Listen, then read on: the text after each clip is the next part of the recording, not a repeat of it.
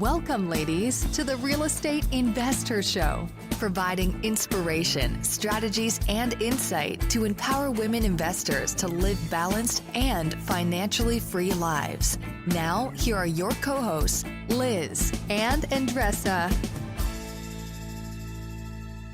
Welcome back, ladies. This is Liz.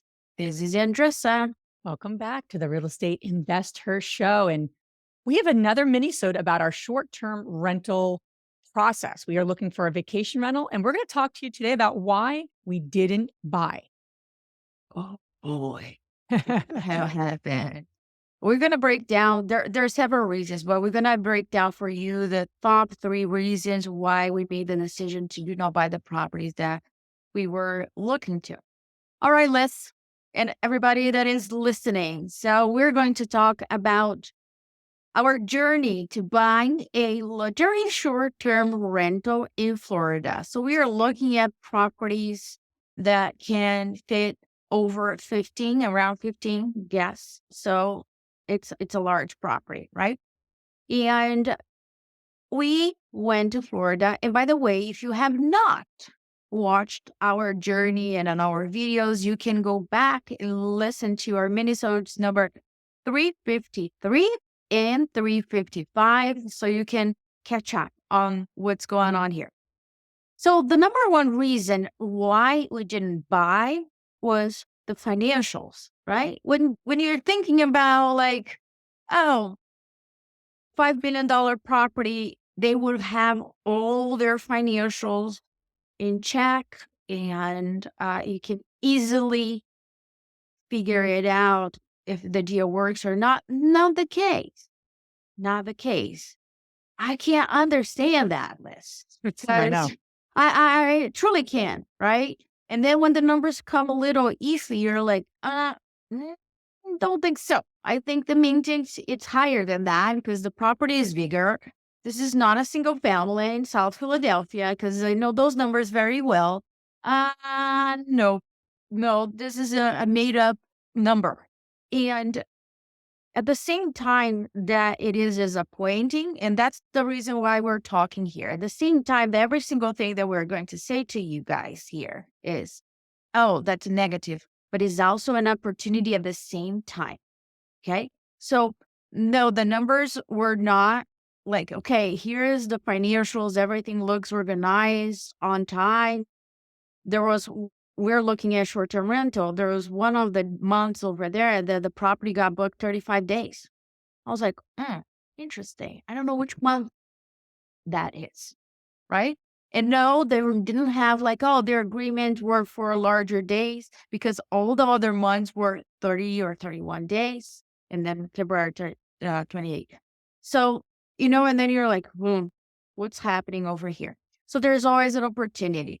The financials did not work when we start breaking down the numbers and evaluating what's the current income, what are the carrying costs, and it just didn't come to a positive or green light. The second thing that also it's an opportunity, also a negative, it's what's happening in the market. For Florida, insurance is just like skyrocket, right? And the other, that can be a negative, but that also can be a positive because that a lot of investors are going to stay away from that. And we believe that that can be an opportunity in the future. It will force the prices going down a little bit. Otherwise, it's not going to make any sense. But there's always a but. There's a delay in mentality from the sellers, and that's what we are dealing with. The sellers are still looking as if we are in 2022. And the decrease and like readjustment on pricings, I think it's slowly happening, but it's not there yet. Again, that's going to be an opportunity if you are patient, if you are sticking with your numbers. Because believe me, I do want to go to the beach that I saw. I really want to say, I like this property here very, very much. I like the neighborhood. I like the way of this feels.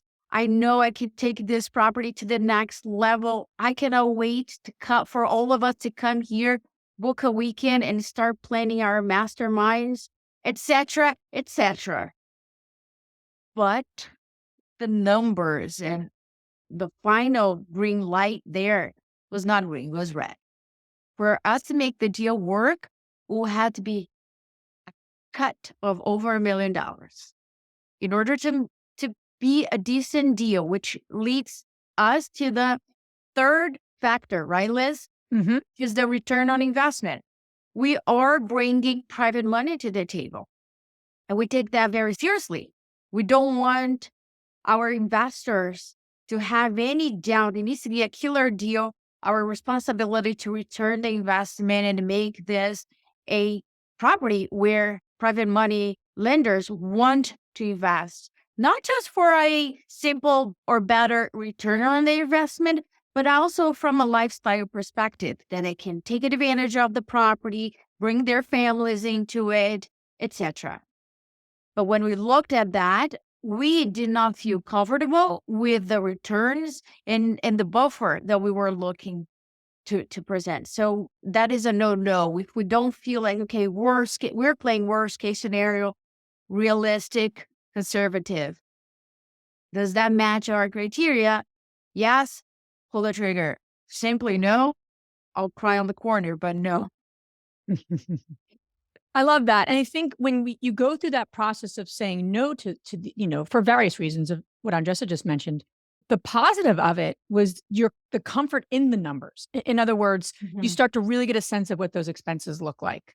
And 2 properties, their expenses were night and day. So one was a newer property, one was an older property, but still, right? I mean, we're talking, they were $5,000 different expenses and they're same size properties. So it just didn't add up. So you start to really get a sense of, okay, what are the real numbers here? More importantly, you know what your purchase price has to be versus what kind of income you need to bring in. And so you really start to get a handle on your numbers. So you can move that much faster. So if a property comes up from a $3 to $4 million range for the kind of income we want to have, we're going to be able to move a little faster than we did the first round because we're like, got to get everything together, not too sure. So again, the more you spend time in a market, the quicker you can move. So us saying no to these properties is actually helping us say yes to future properties because we have a stronger handle on the numbers. And so that's really important. And I think that's why it's good to say no to what doesn't work, right, Andresa? So then you can feel confident to say yes in the future. 100%. And I think this is part of the process of acquiring.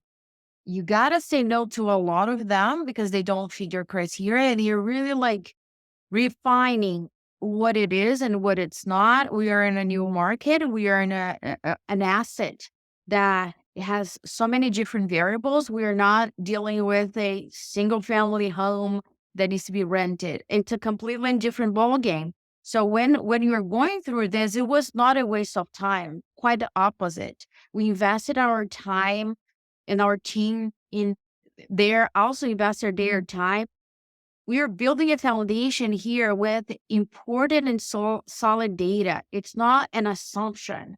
It has to be based on the data and what the market is telling me and what the potential it is for the property. And that gives us more confidence to continue looking at deals, to continue redefining our criteria and looking in other areas as well that might fit that criteria better. Because if we keep seeing the same thing, that's telling me that I have a circle and the market that I'm looking at is a square, and that's not going to match.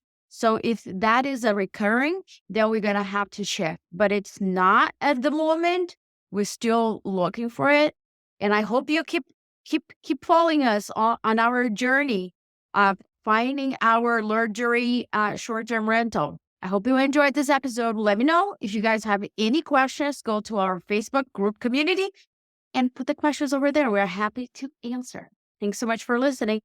If you enjoyed this podcast and want to receive updates on our next interviews, go to our website, therealestateinvestor.com.